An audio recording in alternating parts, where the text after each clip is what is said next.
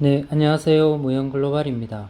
자, 오늘은 베트남 내에서 자동차 얘기를 한번 해보려고 합니다. 베트남에서는요, 자동차를 가지고 있다고 하면, 엄청난 부자에 속하기 때문에 이 친구들의 월급으로는 자동차를 사기가 힘듭니다. 그래서 부자인 사람들이 자동차를 가지고 있거나 아니면 자동차를 가지고 여기 그랩 택시 영업을 하는 사람들 할부로 사서 영업을 해서 그 할부금을 갚는 친구들로 이렇게 나누어져 있습니다. 그리고 이 동남아시아의 시장은 사실은 일본 차들이 거의 장악하고 있는데요. 유일하게 베트남에서만 현대 기아차가 이 일본 차들을 좀 뛰어넘었습니다. 그래서 그 현황들 제가 아는 대로 설명을 드리고요. 그리고 여기 제가 다낭에 살기 때문에 주로 다낭에서 보이는 차들에 대해서 말씀드리도록 하겠습니다. 더 자세히 알려면 더 큰 도시인 호치민이나 하노이에 있는 그런 차들의 현황을 알려주면 더 좋은데 제가 정확하게 잘 모르겠어요. 그게 여기 다낭과 비슷한 비율로 있는 건지 아니면 호치민 하노이는 조금 다른 건지 모르겠지만 그래도 제가 여기 살고 있는 다낭을 기준으로 한번 말씀드려 보도록 하겠습니다. 자, 먼저 상용차에 대해서 말씀드리면요. 버스는 베트남에 있는 버스는요. 여기는 특히 이제 관광 지역이라서 버스가 많이 보이는데요. 거의 현대가 꽉 잡고 있습니다. 현대가. 그래서 현대 버스들이 거의 90% 이상이 넘습니다. 그러니까 또 타코라는 브랜드도 보이는데요. 그건 뭐냐면 이제 현대의 부품을 가지고 와서 여기서 베트남에서 조립해서 타코라는 베트남 회사가 있습니다. 그것도 어떻게 보면 현대의 부품이나 이런 것들이 다 오기 때문에 현대차에 속한다고 보면 됩니다. 그래서 버스는 거의 다 장악을 하고 있습니다. 현대가. 미니버스는요, 보면은, 미니버스는 포드가 거의 16인승은 포드 차량이 정말 많습니다. 최근에는 이제 현대차들이 많이 들어와서 이렇게 돌아다니고 있는데, 지금까지 보이는 대부분의 미니버스는 포드가 장악을 하고 있다고 보면 됩니다. 자, 그러면 우리가 타고 있는 그 승용차나 SUV 차량은 어떻게 되는지 또 가격은 어느 정도 되는지에 대해서 한번 말씀을 드려보도록 하겠습니다. 일단 현대 기아차부터 먼저 말씀을 한번 드려보면요. 제가 현대 기아 이렇게 나누진 않았습니다. 비슷한 급은 비슷한 가격 정도를 한다고 생각을 하시면 됩니다. 그래서 현대 소나타 같은 경우는요. 이게 다낭에는 잘 안 보이던데 한 5천만 원 정도 한다고 보시면 됩니다.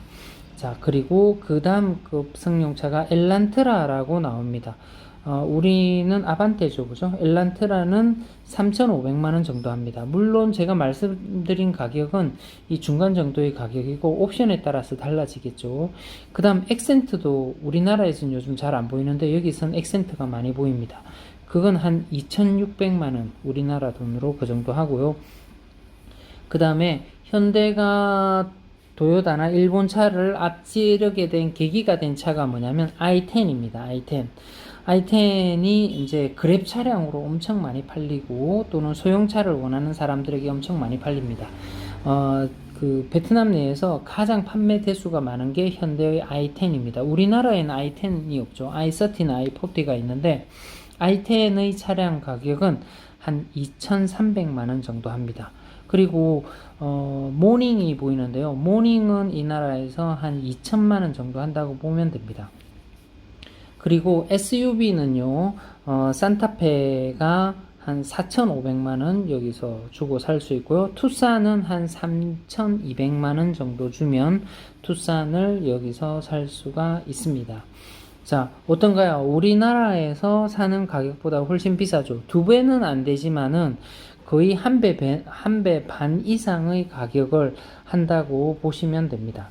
그리고 여기서는 우리나라에서 타는 차들보다 옵션이 더 적게 들어가 있습니다. 그걸 감안하면은 차량값이 진짜 엄청 비싸다는 거죠. 심지어 이 친구들은 i10이나 모닝이나 이런 거 타는 친구들 보게 되면 자동이 아니라 수동을 아직까지도 많이 선호합니다.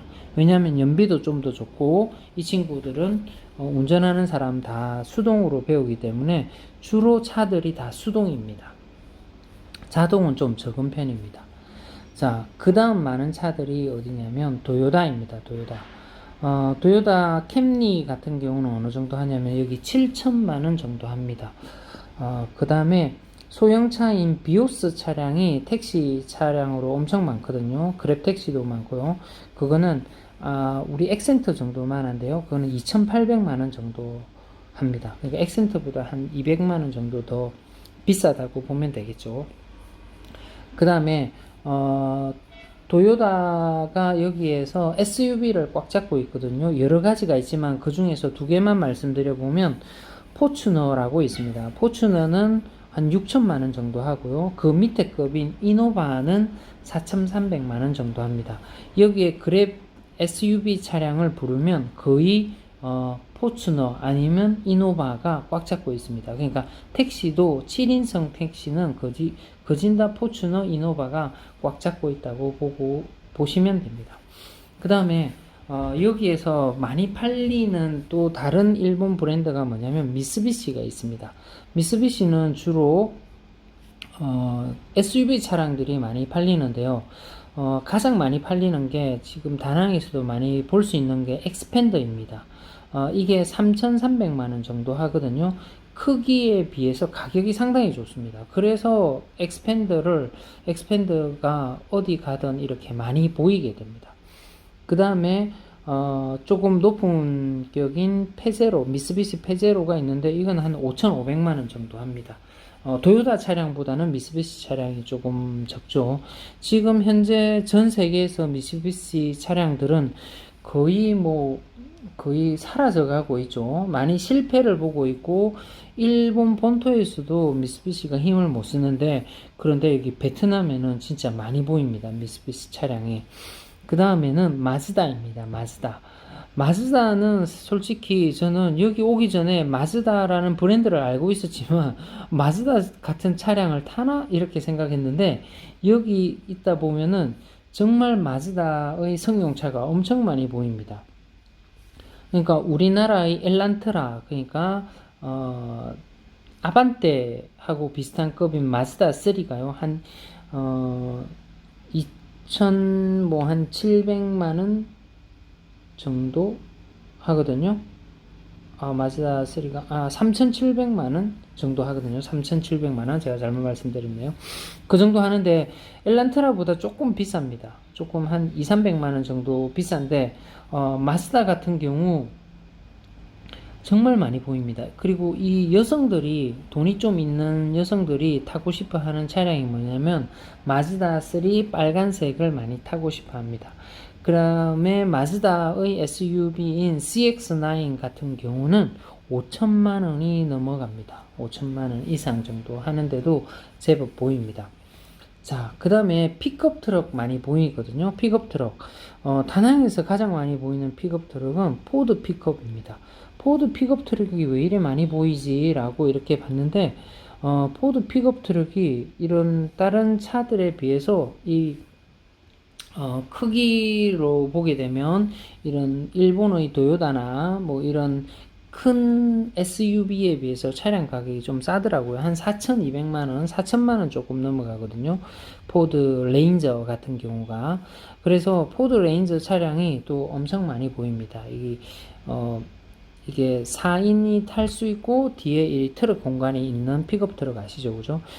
그게 그 정도 하고요. 그 다음에 푸조 5008도 많이 보입니다. 이렇게 보시다 보면 푸조 5008도 가격은 한 5,500만원 정도 합니다. 자, 여기까지는 제가 불러준 차량들은 우리나라에서 사시게 되면 가격이 좀 더 쌀 겁니다. 그런데 여기 보시게 되면 벤츠 차량이 엄청 많이 보일 겁니다. 아니, 이렇게 못 사는 나라에서 벤츠가 왜 이렇게 많이 보이지? 이렇게 할 겁니다. 그런데 여기서 잘 사는 사람들은 정말 잘 삽니다. 공안이나 뭐 이렇게 또 부동산 부자들이나 이런 사람들은 정말 잘 살거든요. 그래서 벤츠를 많이 타는데요. 그런데 벤츠 가격을 보니까 이게 벤츠 가격이 그렇게 비싸지가 않아요. 우리나라에 2배 정도 하는 줄 알았는데 그렇지가 않더라고요. 보니까 GLE 같은 경우는 6,500만 원 합니다. 그 다음에 S클래스는 1억 3천만 원 정도 하니까 우리나라 가격보다도 여기에서 벤츠 사는 게 좀 더 싸죠? 이게 참 신기한 일입니다. 다른 것들은요, 거의 차량 가격이 1배 반 정도 하는데, 벤츠만은 우리나라에서 사는 것보다 여기에서 사는 게 더 이제 가격이 더 쌉니다. 이게 참 신기한 일입니다. 그리고 이 나라에서 차량을 자기 나라 브랜드를 생산하는 게 있습니다. 아까 버스도 조립하는 타코라는 게 있다고 했는데 지금 이 나라 고유 브랜드가 있습니다. 이 나라에서 가장 큰 사기업이 어디냐면 빈그룹인데 빈그룹에서 빈페스타라는 전기차를 만들어 놨어요. 이 전기차 소형은 2천만 원이 조금 넘어가고요. 중형차 2.0 중형 중대형 같은 경우는 9천만 원이 됩니다. 그 다음에 SUV는 6,500만 원 이렇게 뭐 들리는 소문으로는 거의 망해간다 이런 얘기가 있는데 심심치 않게 볼 수 있습니다. 이 나라 사람들은 이것을 상당히 많이 삽니다. 자, 그러면 베트남에서는 진짜 현대 기아차가 이 일본 브랜드 차들의 뒤통수를 후려쳤을까요? 네. 지금 어떻게 보면은 판매 대수나 이런 것들을 보게 되면은 현대 기아차가 앞선 거는 맞습니다. 앞선 거는 맞지만은 그런데 주위에서 보이는 일반 이 친구들이 좋아하는 SUV 차량이나 이런 것들은 지금 도요타가 훨씬 더 많이 보입니다. 그러니까 좀 더 분발을 해야 되죠. 좀 더 분발을 해야만 이 숫자로 뿐만이 아니라 실제 눈에 보이는 이런 차량들도 현대 기아가 앞설 것 같습니다. 여기서 보다 보면은 우리나라의 신모델이 바로 들어오지 않더라고요. 한 2년 정도 늦게, 2, 3년 정도 늦게 들어오는 것 같아요. 그래서 우리나라에서 볼 수 있는 좋은 모델 뭐 소나타나 이런 신 모델의 소나타나 뭐 그랜저나 이런 것들은 여기 찾아보기가 힘듭니다. 그래도 다른 나라는 아예 명함도 못 내미는데 동남아시아에서는요. 그런데 지금 베트남에서는 어쨌든 수량으로나마 일본 차량을 앞섰기 때문에 일단 상당히 분발을 하고 있는 거죠. 현대 기아차가 힘을 좀 더 내서 또는 이제 신모델도 많이 들어와서 여기 이제 일본 차량들을 진짜 뒤통수를 후려칠 수 있는 날이 빨리 왔으면 좋겠습니다. 실제로 이 승차감이나 이런 것들은 제가 여기서 일본 차량을 타보고 우리나라 차량을 타보는데 제가 느끼기에는 우리나라 차량들이 승차감이 더 좋고 옵션은 좀 더 잘 들어와 있습니다. 지금 그게 현실입니다. 자, 오늘은 제가 아는 한도 내에서 베트남 내의 차량 어떤 것들이 많은지, 우리나라 차가 어느 정도 점유율을 차지하고 있는지, 또 가격은 어떻게 되는지 한번 알아봤습니다. 좀 미흡한 점이 많은데, 좀 아시는 분이 있으시면 댓글로 달아주시면 시청자들에게 도움이 될 것 같습니다. 네, 시청해주셔서 대단히 감사합니다.